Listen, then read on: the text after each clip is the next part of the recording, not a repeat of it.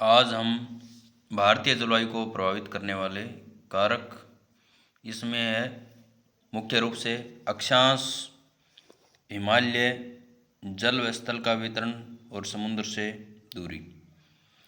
अक्षांश भारतीय जलवायु को प्रभावित करने वाला प्रमुख कारक है।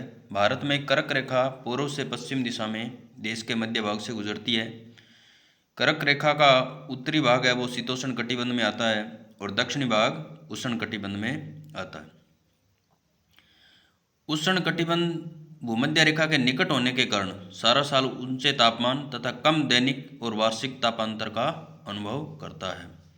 यानी दिन के और रात्रि के और वार्षिक तापमान में बहुत कम अंतर इस क्षेत्र में रहता है भूमध्य रेखा के निकट होने के कारण।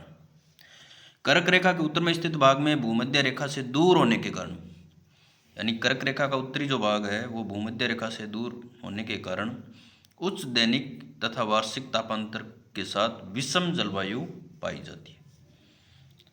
दैनिक तापमान उच्च और वार्षिक तापांतर ज़्यादा पाया जाता है क्योंकि यह क्षेत्र भूमध्य रेखा से दूर है। हिमालय भारतीय जलवायु को प्रभावित करता है क्योंकि प्रभावी जलवायु विभाजन की भूमिका यह निभाता है। इसके बाद है जल व स्थल का वितरण। तीन और हिंद महासागर और उत्तर में जो हिमालय पर्वत श्रेणी है उसके कारण भारतीय जलवायु प्रभावित है। समुद्र से दूरी, तटीय प्रदेशों में समकारी जलवायु पाई जाती है और देश के बाकी अंदरूनी भागों में विषमकारी जलवायु पाई जाती है। समकारी जलवायु यानी जलवायु में ज़्यादा परिवर्तन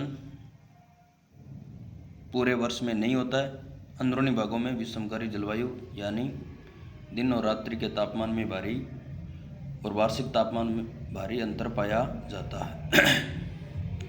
जेट प्रवाह 9 से 13 किलोमीटर की ऊंचाई पर समस्त मध्य एवं पश्चिमी एशिया में पश्चिम से पूर्व बहने वाली पछुआ पवनों के प्रभावाधीन होता है। ये पवनें तिब्बत के पठार के समानांतर हिमालय के उत्तर में एशिया महाद्वीप पर चलती है। इन्हें जेट प्रवाह कहते हैं। ITCZ अतः उष्ण कटिबंधीय अभिसरण क्षेत्र ITCZ। एल नीनो का शाब्दिक अर्थ बालक ईसा, क्योंकि ये क्रिसमस के दिनों में एल नीनो का प्रभाव देखने को मिलता है। एल नीनो एक जटिल मौसम तंत्र है। इसके बाद एक शब्द है मानसून विच्छेद। दक्षिणी पश्चिमी जो मानसून है वो एक बार या कुछ दिनों के लिए वर्षा होने के बाद यदि एक या कई सप्ताह तक वर्षा न हो, यानी बीच में वर्षा का रुक जाना, मानसून विच्छेद कहा जाता है। एक इम्पोर्टेंट टॉपिक है मानसून का निवर्तन या प्रत्यावर्तन, यानी मानसून के पीछे हटने या लौट जाने को मानसून का प्रत्यावर्तन काल कहा जाता है या मानसून का निवर्तन काल कहा जाता है। ये सितंबर के अंतिम सप्ताह और अक्टूबर माह की अवधि में मानसून का निवर्तन काल या प्रत्यावर्तन काल माना जाता है। भारत का जो मौसम विभाग है वो 16 कारकों के आधार पर, यानी 16 मापदंडों के आधार पर मौसम का पूर्वानुमान लगाता है। ग्रीष्म ऋतु में आने वाले कुछ प्रसिद्ध स्थानीय तूफान जो भारत में, एक है आम्र वर्षा।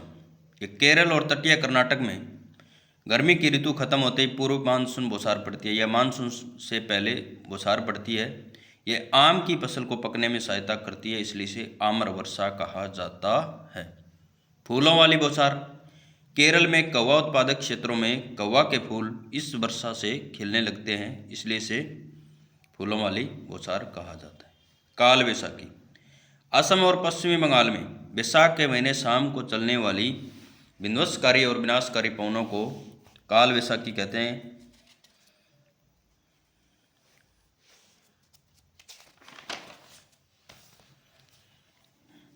काल वैसाखी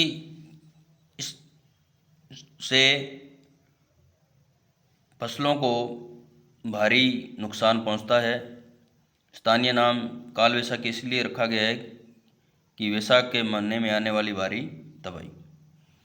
चाय, पटसन व चावल के लिए ये पवने अच्छी है। और असम में काल वैसाखी का नाम बारदोली छिड़ा है। असम में इसे बारदोली छिड़ा कहा जाता है। लू, उत्तरी मैदान में पंजाब से बिहार तक चलने वाली शुष्क, गर्म और पीड़ादायक पवनें हैं, वो लू कहलाती है। और कल हमारा टॉपिक रहेगा कोपेन योजना के अनुसार भारत में जलवायु प्रदेश। समय का विभाजन करके और जो कठिन टॉपिक है उनको ज़्यादा समय दें और नियमित रूप से अध्ययन करें। धन्यवाद।